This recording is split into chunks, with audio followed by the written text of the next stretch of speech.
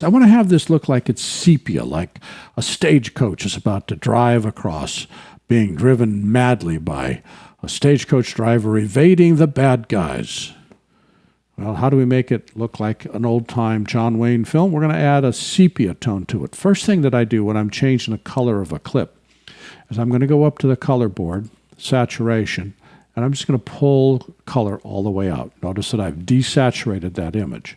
It automatically assigned the color board to this setting because I was adjusting one of the color board's controls. Go over to the effects menu, and in the effects menu, we scroll down and we find something called looks. There it is right there. And with that look, this is a bunch of settings. I'm just going to hover over each of these. It allows me to see what that setting looks like. I'm going to grab desert glare and drag it on top of the clip. And look at that.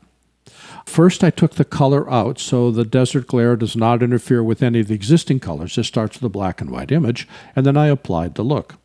The nice thing about the look is that when I look at the video inspector, all I have to do is adjust the amount of it. I don't have any other settings, but what happens if I want it to be a little browner or I want to adjust one of the... I can't. This is not adjustable. It's just a setting. So that's not necessarily what I want. I'm going to disappear. I'm going to hide that by clicking the delete key. What's new recently is what's called color board presets and color grading presets.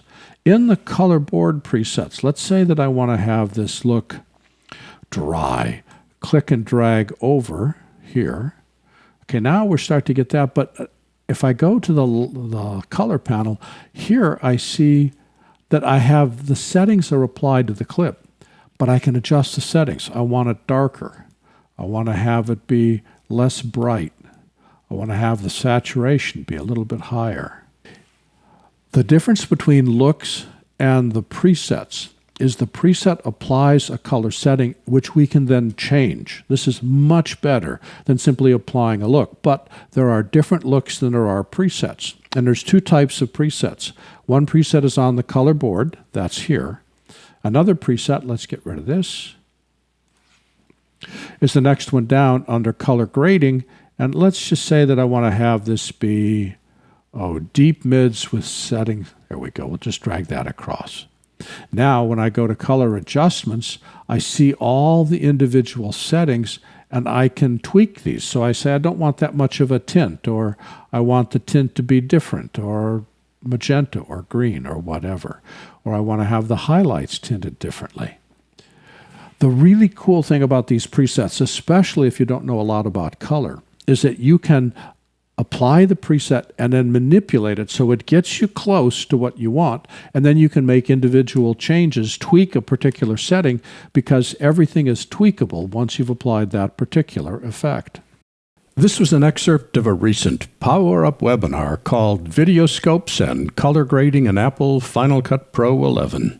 For the complete version of this online training, please visit my store at larryjordan.com/store and look for Webinar 382.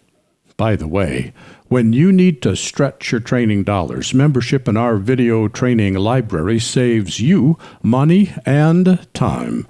You can access all our videos for a low monthly price of only $19.99. Almost 2,000 movies, hundreds of hours on a wide variety of subjects. Plus, premium members can download practice media and projects.